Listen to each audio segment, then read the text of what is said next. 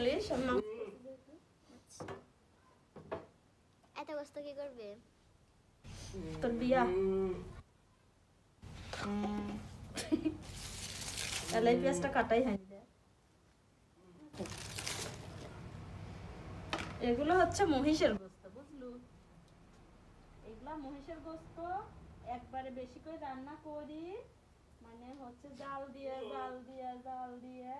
হচ্ছে খাওয়া লাগবে। আর হচ্ছে মহিষের গোস্ত বা যে কোনো গোস্ত ওই ফ্রিজে থুয়ে হচ্ছে পরে খাইতে বেশি একটা টেস্ট লাগে না। ফ্রিজে হচ্ছে মাছ গোস্ত আছে, তো এগুলো আজকে সকালবেলা আনা গোস্ত, টাটকা গোস্ত। তো এই কারণে হচ্ছে 2 কেজি আছে এখানে, তো হচ্ছে এই কারণে বেশি করে রান্না করবো। হ্যাঁ, বুঝাইতে পারিস? বুঝাইতে পারছি কি? হ্যাঁ। তো তুই রান্না শিখে। হ্যাঁ, তো তো মনে হয় আর 1-2 বছর পরে বিয়ে দেওয়া যাবে। তো হচ্ছে মিশুর জন্য সবাই পাত্র দেখেন। মিশুকে কিন্তু বিয়ে দেওয়া হবে। মিশু সব রান্না করতে পারে, কাজ করতে পারে, ঘর ঝাড়ু দিতে পারে, ডাউল রাঁধতে পারে, তারপরে হচ্ছে ইয়া করতে পারে। কি কি কাম করতে পারিস মিশু? পারি। কি কি নামলে? রাঁধতে পারি, ঝাড় দিতে পারি, থাল বাসন মাজতে পারি, সব কিছুই করতে পারি। অনেক কিছু। তাহলে কি বিয়ের উপযুক্ত হয়ে গেছে? হ্যাঁ, না না তারপরে তো স্বীকার করছিস যে তুই সব কাম করতে পারিস, বিয়ের উপযুক্ত হয়ে গেছিস।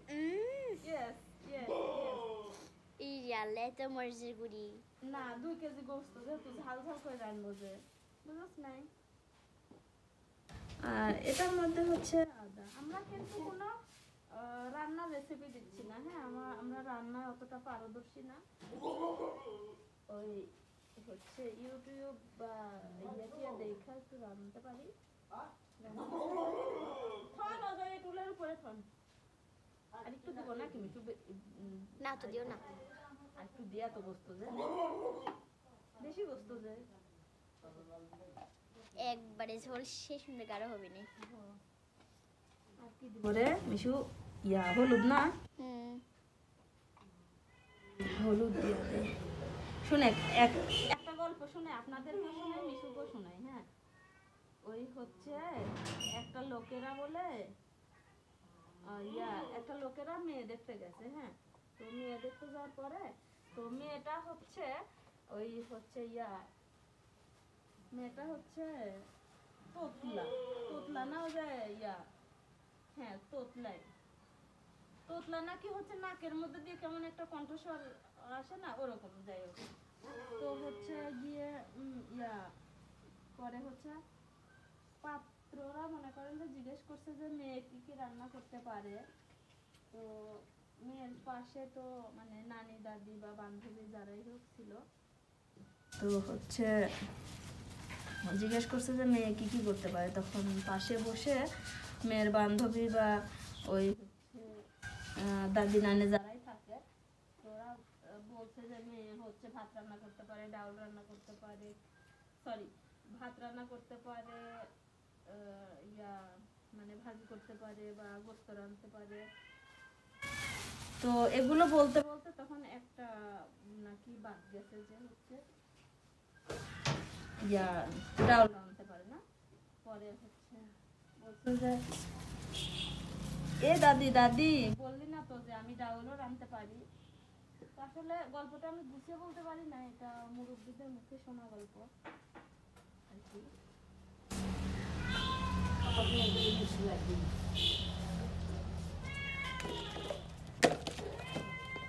এই আর কি। তো আর কি দিব দেখেন, এই যে লবণ দিতে হবে। এই যে লবণ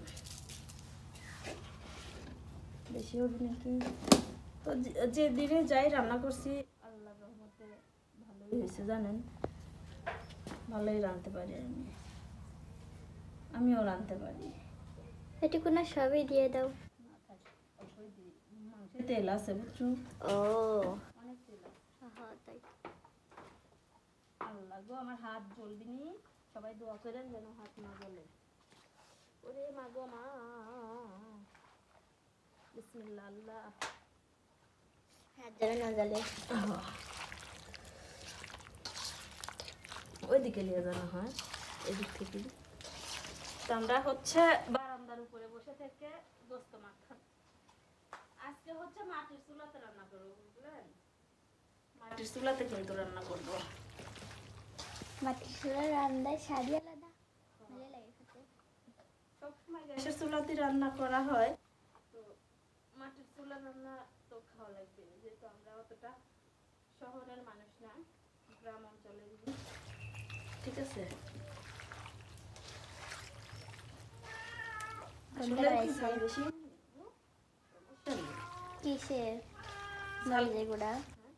না, আর আমাদের বাড়িতে সবারই ঠান্ডা জ্বর, তো একটু ঝাল ঝাল ভালো একটু লাগে। ঝাল ঝাল হতে হবে। আর কি কি জানি দেওয়া লাগলো, ধনিয়া গুঁড়া, জিরা গুঁড়া পরে দিব, তাই না? মানে রান্নার নামানি একটু খানিক্ষণ আগে।